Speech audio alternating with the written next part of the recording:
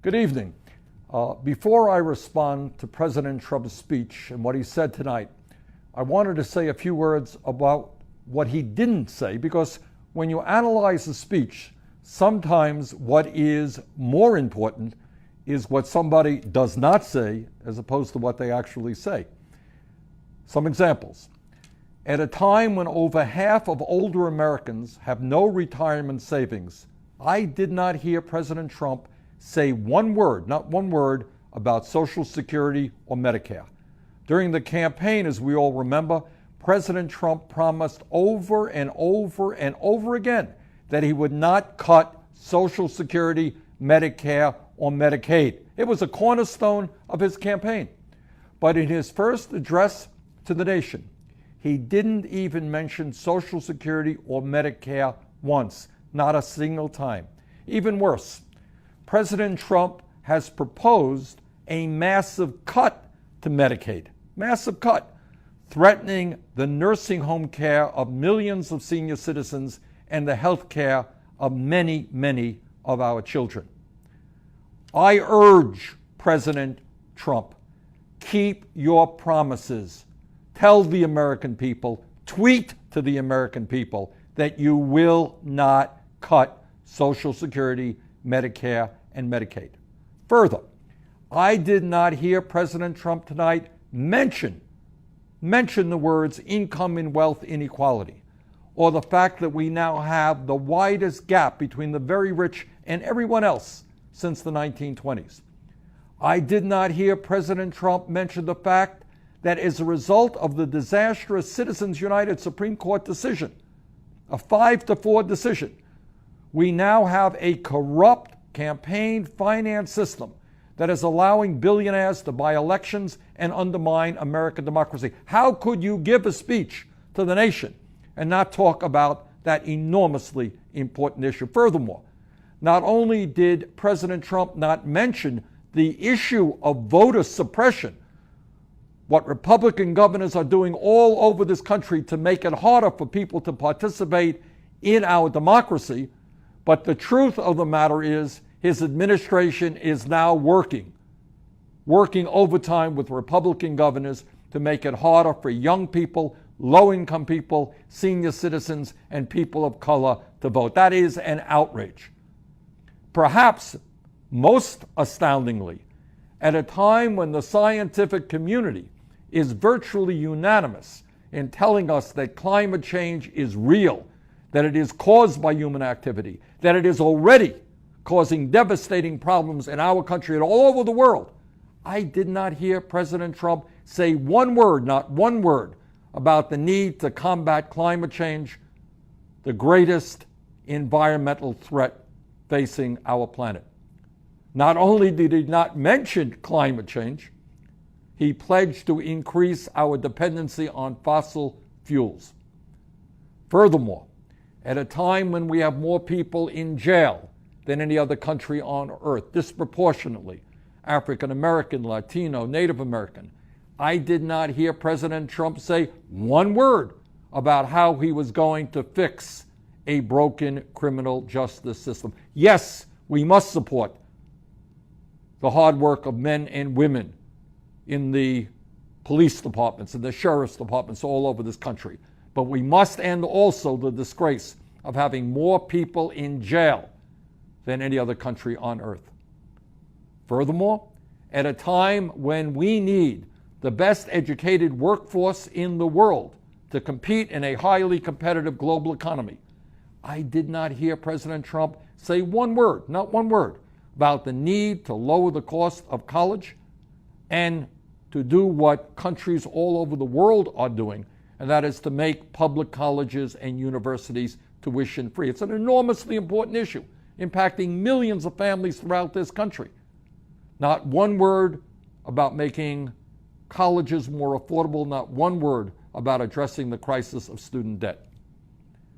During his campaign, President Trump told us that he was going to take on Wall Street and drain the swamp. Remember that? He was going to drain the swamp.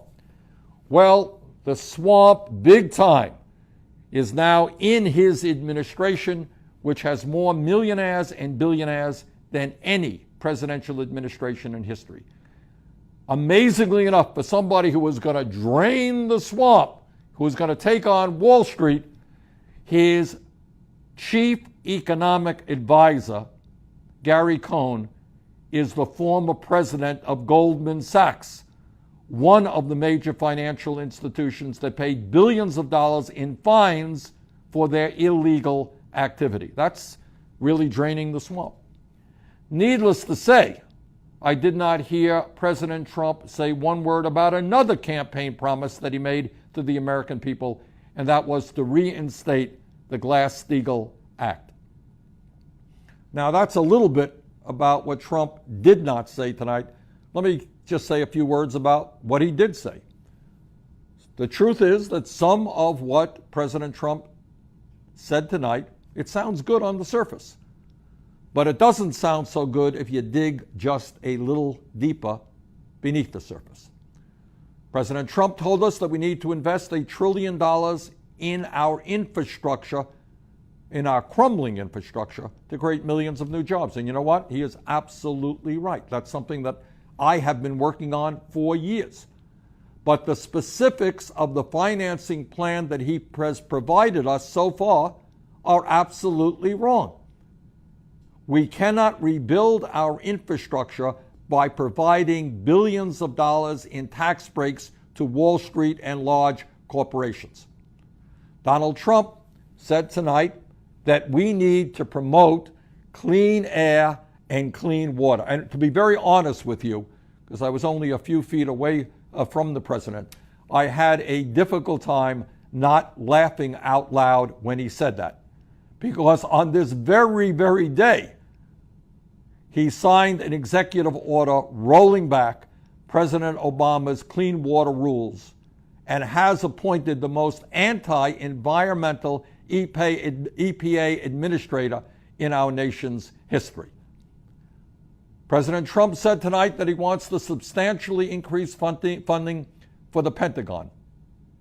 What he didn't say tonight is that he will come up with that $84 billion in increased funding for the Pentagon by slashing programs that benefit the working people of this country, that benefit the elderly, that benefit the children, the sick, and the poor.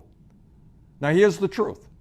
At a time when our country spends more on defense than the next 12 countries combined, when virtually every major defense contractor has committed fraud and has had to pay fines to the federal government for their fraudulent activity, at a time when the Pentagon has buried evidence of $125 billion in bureaucratic waste, President Trump wants to increase defense spending by $84 billion over the next year and a half. And let me be very clear in stating that I think those priorities are wrong. We should not be cutting massively programs for people in need and then significantly expanding spending for the military. And let's be also clear.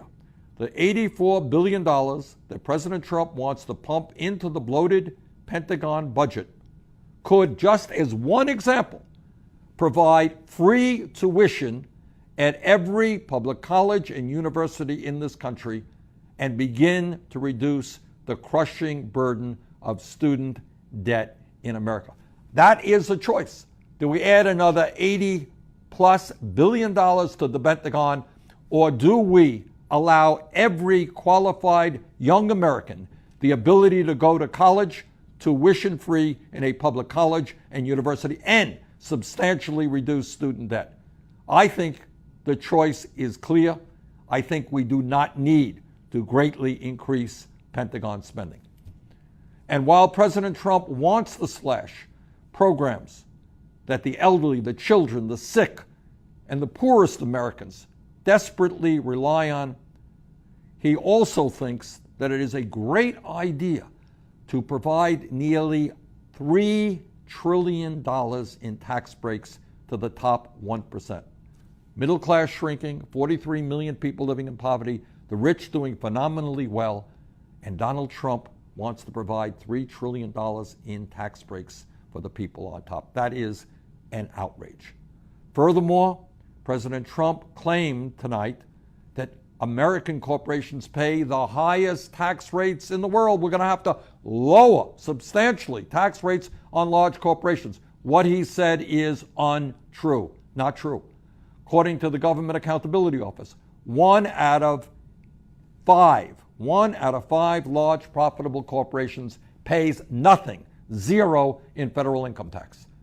Today, we are losing $100 billion in revenue every year because corporations are stashing their cash in the Cayman Islands and other offshore tax havens.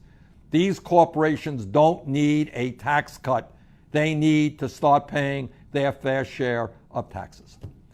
Tonight, President Trump once again made it clear that he plans on working with Republicans in Congress who want to repeal the Affordable Care Act, throw 20 million Americans off of health insurance, privatize Medicare, make massive cuts in Medicaid, raise the cost of prescription drugs for seniors, eliminate funding for Planned Parenthood, while at the same time he wants to give yet another massive tax break to the wealthiest Americans, which is what would happen if the Affordable Care Act were repealed.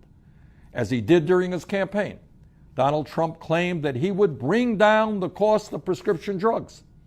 A few weeks ago, he even said that the pharmaceutical industry was, quote, getting away with murder, end quote. But if Donald Trump really wanted to take on the pharmaceutical industry, he would have told his Republican friends in the House and the Senate to pass legislation which I introduced today with 20 senators, allowing Americans to import safe, low-cost medicine from Canada. We should not have to pay the highest prices in the world for the medicine we use. Since the beginning of this year, we have seen unprecedented grassroots energy from Maine to California. Last week, at Republican town hall meetings across the country and at more than 150 rallies that took place from coast to coast, the American people sent a clear message about what they expect from Congress. As a result, the Republicans are getting very, very worried. They're not so cocky anymore about simply repealing Obamacare. And they should be worried because the American people are standing up. And what they are saying loudly and clearly is, no, you're not going to repeal the Affordable Care Act. No, you're not going to destroy it. You are going to improve it. And in my view, what we must be doing right now is not only defending the Affordable Care Act, not only improving the Affordable Care Act, we have got to move forward to join the rest of the industrialized world and guarantee health care to all people as a right, not a privilege. We must go forward towards a Medicare for all single-payer program. But defeating these attempts to destroy the Affordable Care Act and transfer even more of our nation's wealth to Donald Trump and his billionaire friends is going to take all of us coming together and making our voices heard. Those of you who attended rallies or town hall meetings, keep showing up, keep calling Congress, and continue the fight. The Republicans are now on the defensive, and we've got to continue to push them back. Those of you who haven't taken action yet, we need your voices. We need your action. Only together, when millions of people stand up and fight for economic justice, for social justice, for racial justice, for environmental justice, only then can we create the political revolution that will turn this country around. Thank you all, and have a great evening.